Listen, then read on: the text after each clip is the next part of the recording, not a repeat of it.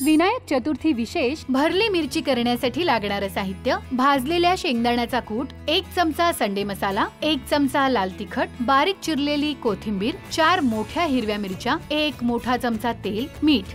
भरली मिरची करण्यासाठी शेंगदाण्याच्या कुटात संडे मसाला, तिखट, चवीप्रमाणे मीठ आणि बारीक चिरलेली कोथिंबीर घालायची। आता मिरची अर्धवट चिरून घेत त्यात हा मसाला भरायचा। आता वर मीठ घालून या मिरच्या शॅलो फ्राय करत वाफवून घ्यायच्या। आता तेलात तयार केलेला मसाला परतून घ्यायचा आणि त्यावर मिरच्या घालून मसाल्यात कोट करायच्या। झाली आपली विनायक चतुर्थी विशेष भरली मिरची तयार।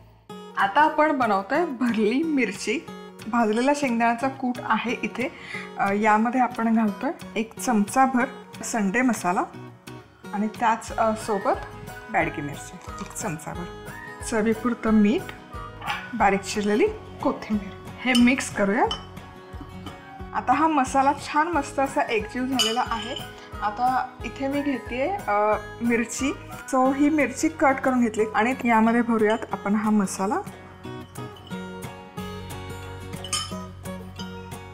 आणि आता याच पद्धतीने सगळ्या मिरच्यांनी भरून घेते। मिरच्या इथे मी सगळ्या स्टफ करून घेतलेल्या आहेत। आता आपण या शॅलो फ्राय करूयात। सो इथे चमचाभर तेल घातलेलं आहे मी ऑलरेडी तव्यामध्ये। यामध्ये ही एक मिरची ठेवूयात।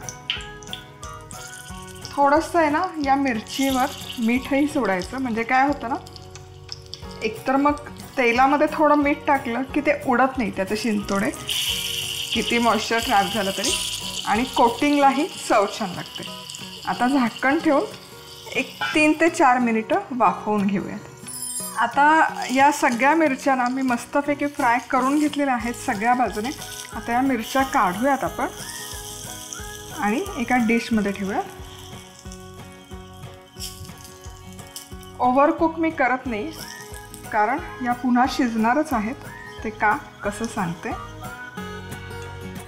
क्या बात है, मस्त।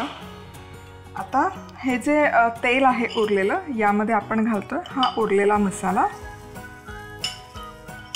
1 मिनिटभर फक्त फ्राय करूयात। मसाला मस्तपैकी फ्राय करत आला की आता या ज्या मिरच्या आपण बनवून घेतलेल्या आहेत, या मिरच्या यामध्ये घालूयात। आता तुम्हाला जर करी करायची असेल ना, तर तुम्ही हा मसाला परतून झाला की यामध्ये पाणी टाकून त्याची ग्रेव्ही करू शकता, पण या सुक्याच असा खायला छान लागतो। मुख्य म्हणजे हा मसाला आहे ना छान असा कुरकुरीत होतो। त्या मसाल्याचं कोटिंग देऊया त्याला, आणि आपली भरली मिरची पण बनवून इथे तयार आहे।